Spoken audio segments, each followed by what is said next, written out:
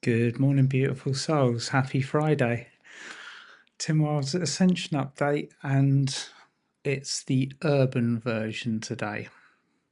So I am in Hamburg, and it is the day before the Inner Light Forge workshop, which I'm very excited about. And I know there's quite a few of you that have kind of posted that you're on your way here. Looking forward to seeing you all tomorrow. But I thought I'd do this inside. I did actually try and record outside just a minute ago, but geezer rocked up behind me and lit a cigarette and started having a chat. So I didn't think maybe I'm in the best place to do it. I thought my room would probably be better. Of course, I've got the lovely looking building behind me. So all is good. What was I going to talk about today? Of course, it's going to be the eclipse. Yay!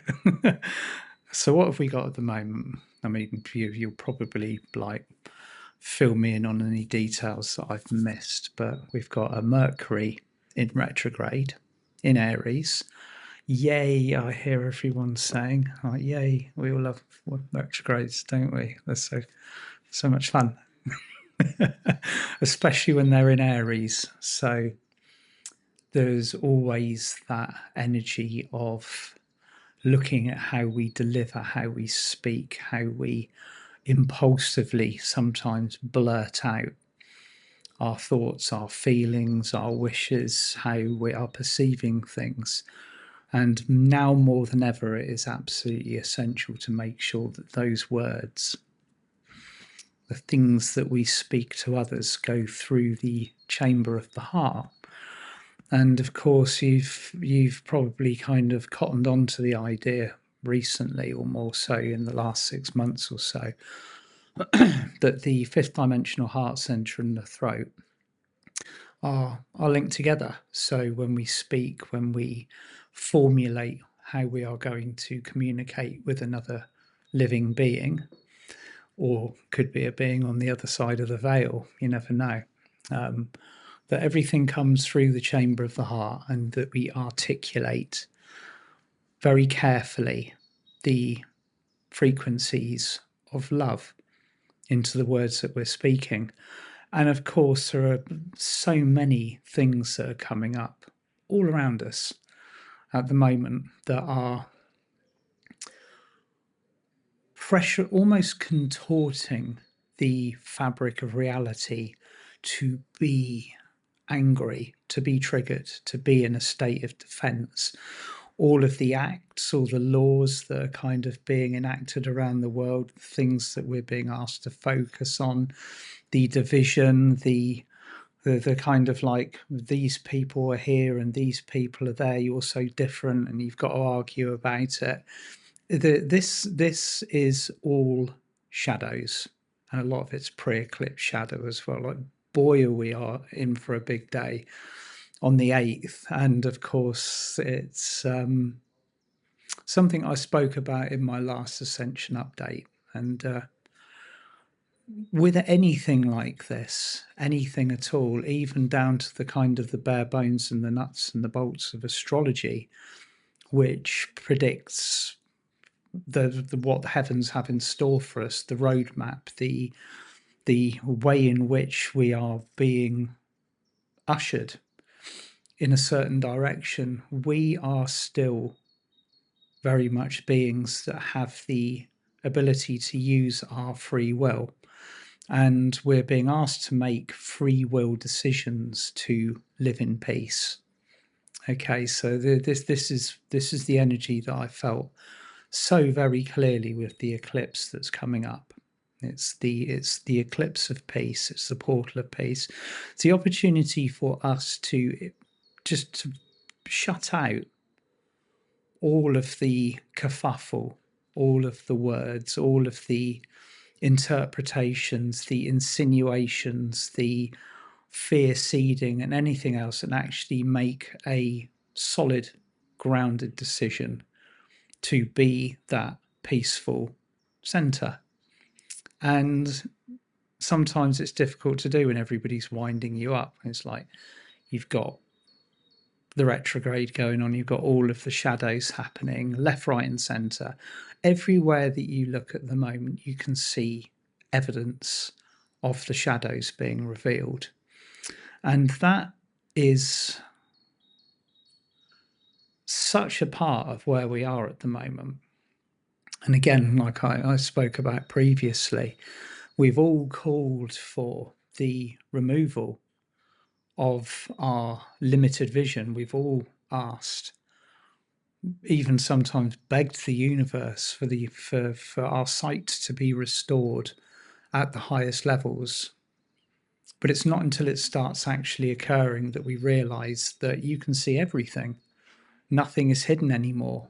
So you have to be, in some ways, you have to, your resolve has to be strong. Okay, you have to have inner strength. There's many times that we kind of like just raising your frequency. It's not enough.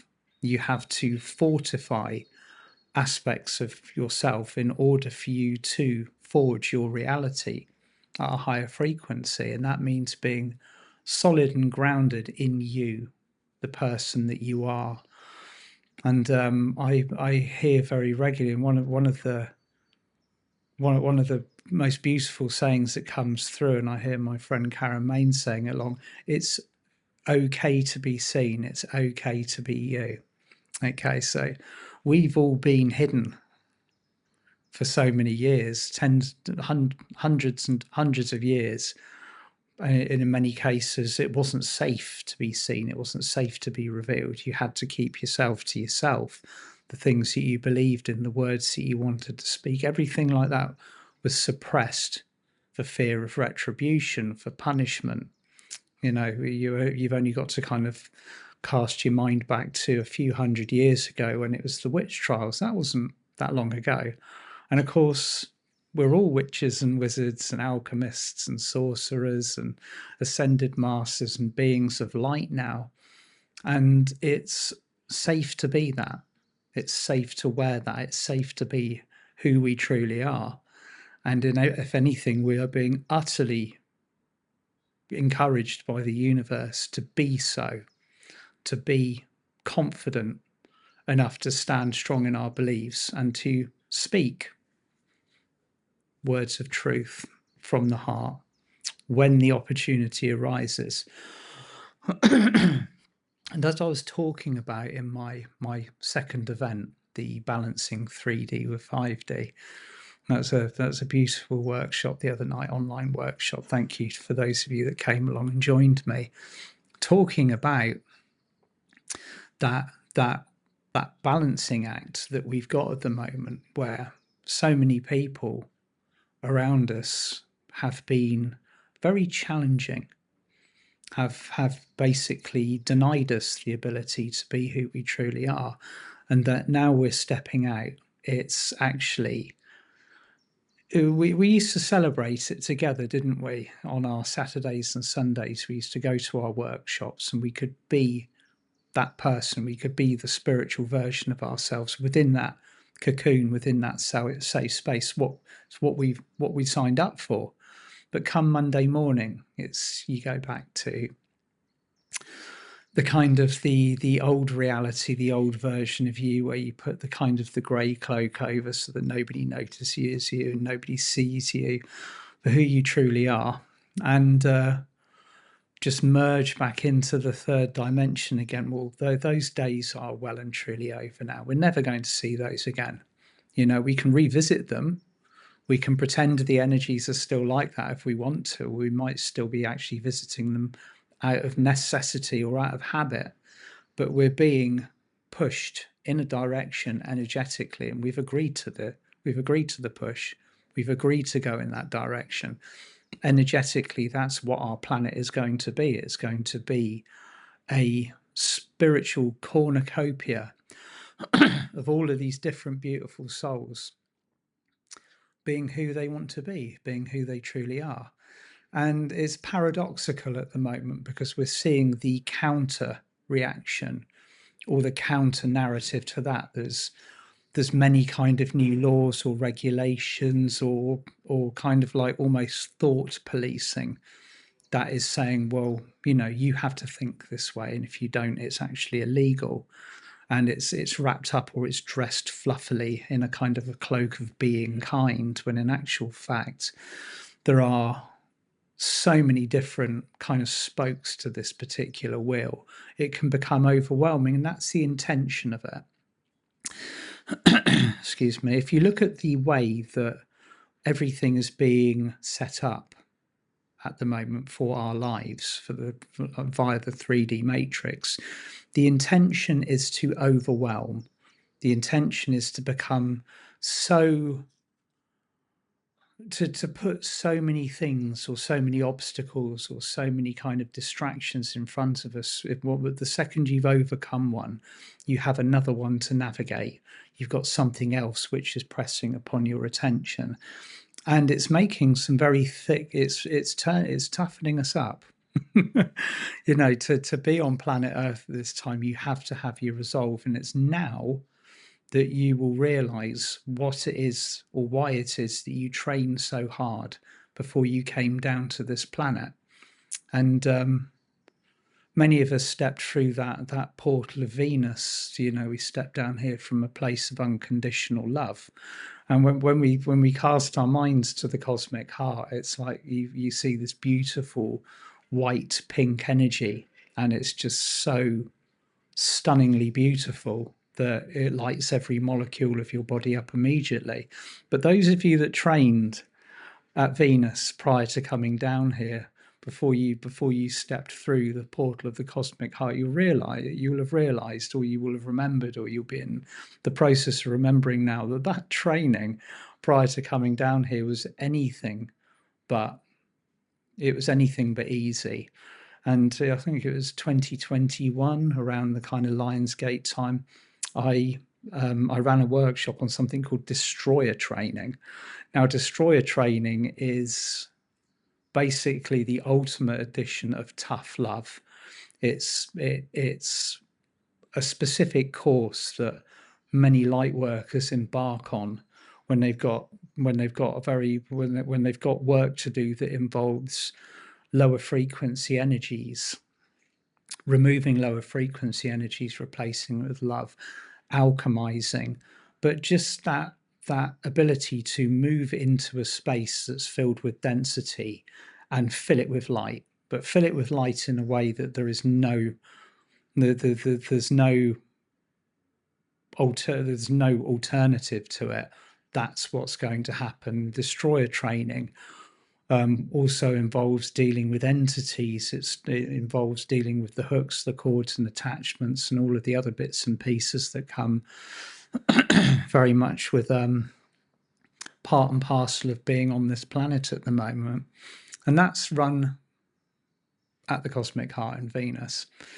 So you can understand, it doesn't matter what kind of life that you are leading at the moment, there will be something that is occurring that is challenging you.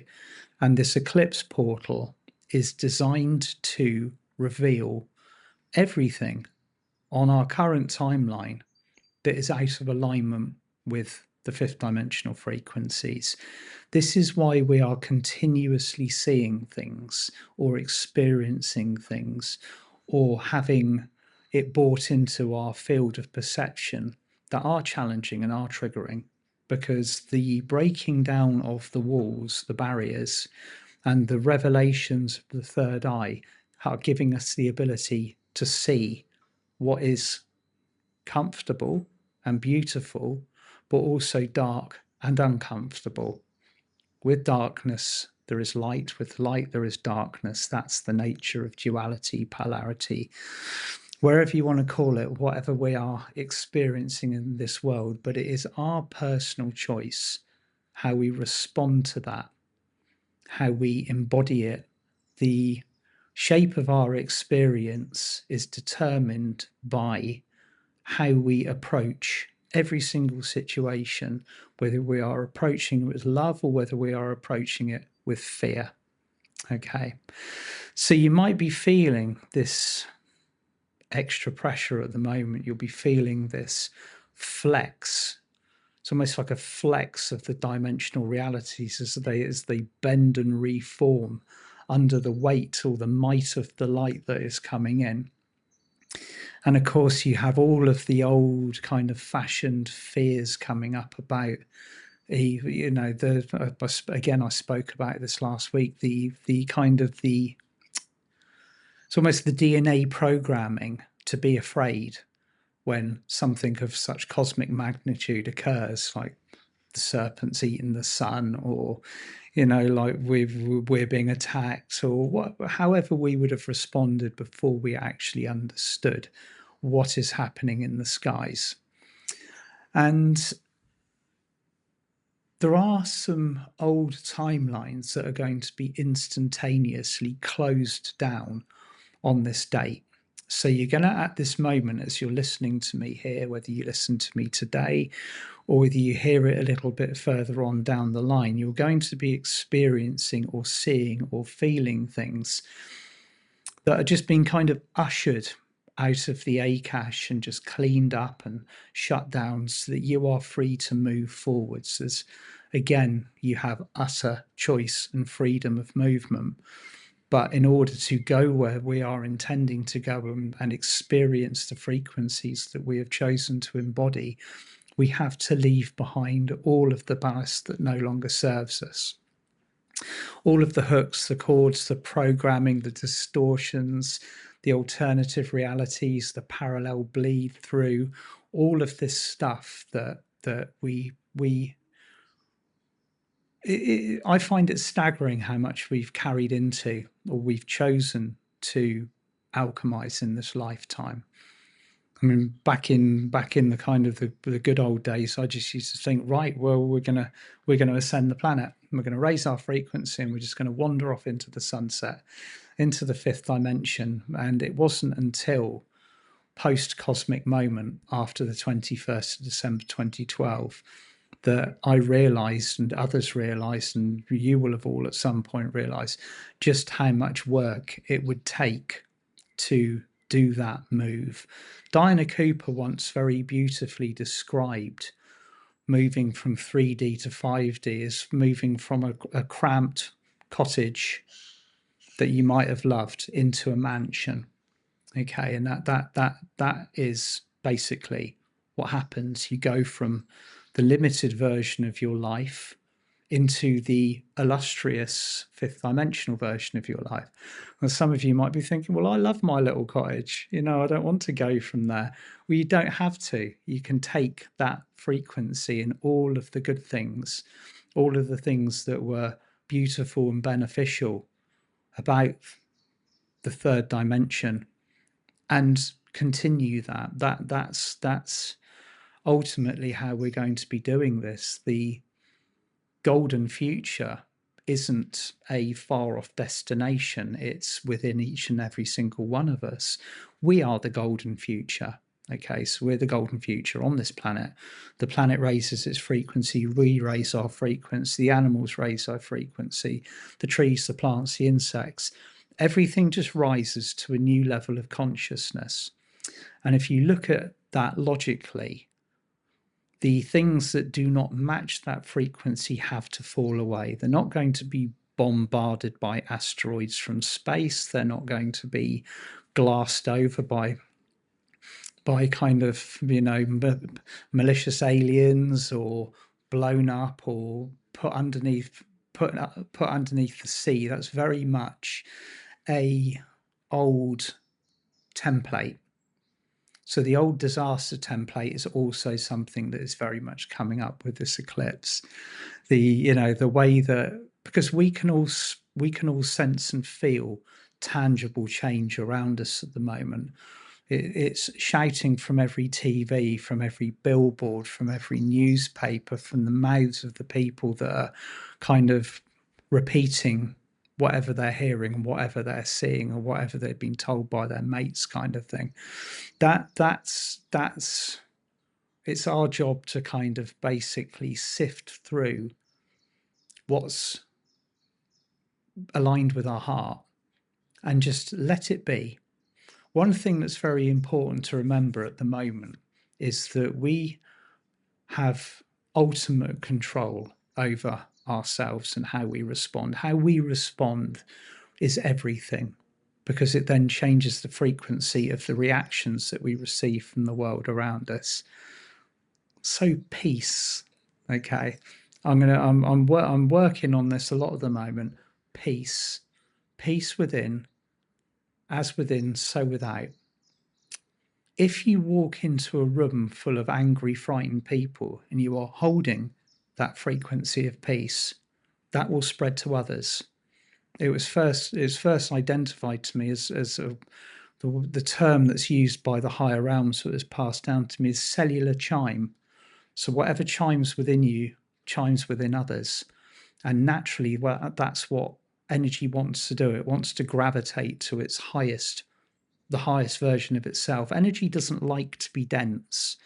It doesn't like to be forced into solid objects. It likes to move. It likes to create. And the faster and the higher the frequencies, the more freedom the energy has. So gone are the days now of forcing things into static boxes.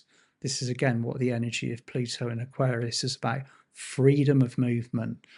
Freedom of movement from the old kind of archetypes of the kind of the Capricornian energy that was very much about control. The matrix of control has collapsed, or it is collapsing. Depends on which way you want to look at it. If you're still tied into it, if you're still invested in it, if it's still affecting you or you're allowing it to affect you, then it has that effect. So freedom of movement, peace, heart-centeredness. It's where we're going. It's a choice. It's a choice to be invested in this. And careful how you spend your energy. Like I said before, it's your most amazing currency, and it's the most precious thing on this world at the moment. So I will be seeing you tomorrow, some of you, if you are joining me for the live event, and very much looking forward to it. And I'll be back on Monday for a meditation Monday. Love you all. Bye for now.